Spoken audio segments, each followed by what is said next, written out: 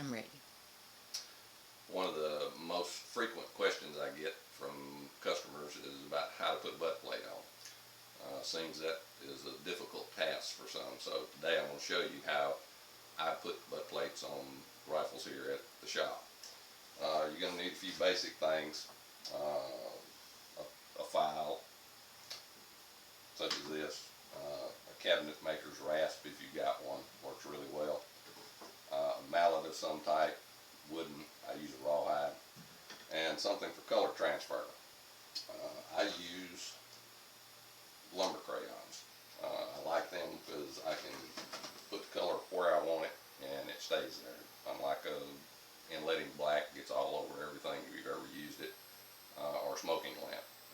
It goes more places than where I want it to be. So if you've got those basic things, you'll need some type of saw, bandsaw, or hand saw, depending on what type of kit you may be working from, or stock blank. This particular one that I'm going to do today is one of our Southern mountain rifles, where I've already made a cut on the buttstock to fit this butt plate, and I used this butt plate that's going on it for the template several steps ago. Now, before some of you start talking about length, trigger reach, and so forth, that's already been determined on this. This video is just to show you how to attach the butt plate to the stock. It's not really difficult. Again, I've already made my cut here. I've got a center line, keep my butt plate lined up. First thing that we are going to do is make sure that it's sitting on the stock flat. For that, I'm going to use my color, mark both the underside of the butt plate, set it on top, push it forward until it just starts to touch back here on the back. You can see I've got a gap still here, and I've got a gap here, but right now I'm interested in making sure that it sits flat on the top. So I'm going to take my mallet, tap it. Got a good color transfer. This particular case, I've got two solid red lines here, which is what you want. So I know that my butt plate is lined up straight and it's sitting flat. Now, again, I've got a gap at the top and I've got a gap at the front. I know my butt plate's touching down here on the toe, both sides. So what I'm going to do is just put my color where I know the butt plate is touching. Don't want to run it up very high, that's why I like this color. It'll stay where I put it. Repeat the process on the back. Light tap with a mallet. I've got a red line to about halfway on one side and about a quarter on the other. Now, instead of using a wood rasp on this, I'm going to use this handy little tool right here, belt sander. If you're going to put a lot of butt plates on, it's a good investment. If you're only going to do one or two, wood rasp works fine, and I'll show you how to use it in just a minute.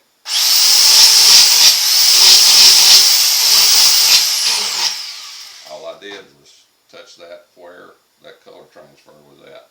I'm going to set it back up on there, push it forward till it touches. See how much of my gap I took up? Add some more color a little further up on both sides.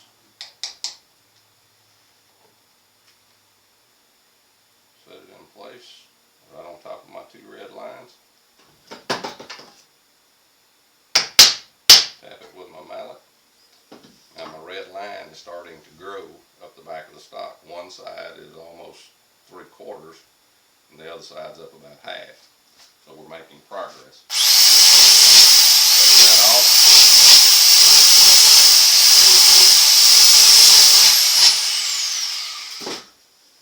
Set the butt plate back on it. Push it forward till it touches in the back.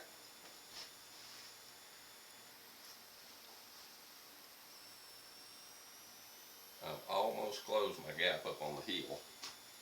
So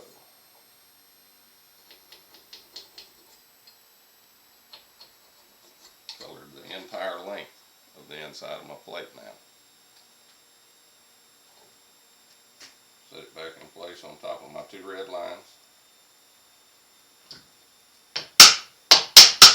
Tap it with my mallet, and we're close. Now, those of you that are going to use a wood rasp, you'll have done with this what I was doing with belt sander a minute ago, but it's fairly easy. You just take your wood rasp and do the same thing. All I'm going to do is take the color off, just in the places it transferred.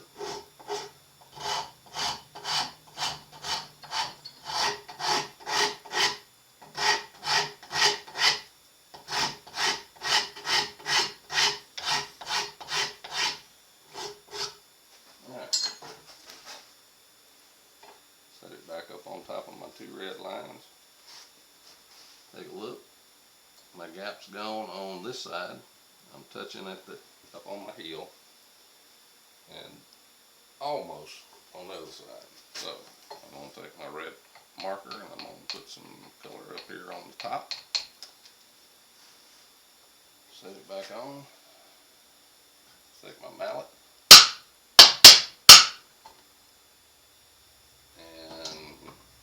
There you go. What you want to have is a solid red line, in this case because I'm using a red crayon, all the way around the length of the butt plate.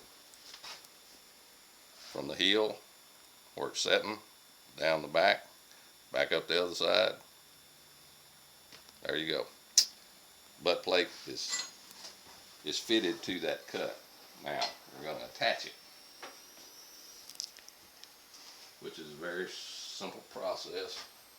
Take my little ball peen hammer and a punch that I've made for this.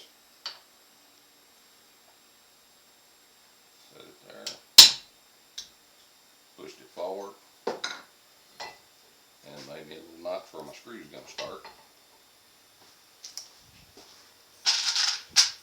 This one I'm using number 8 wood screws.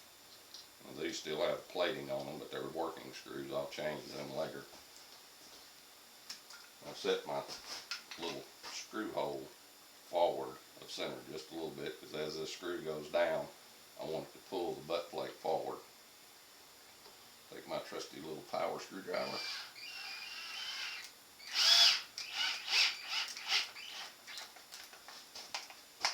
Start it in place, run it down, repeat on the back.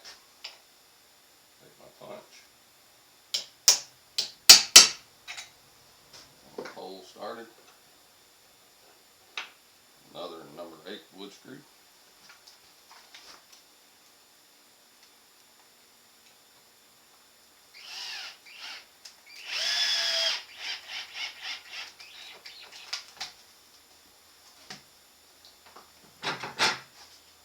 There you go.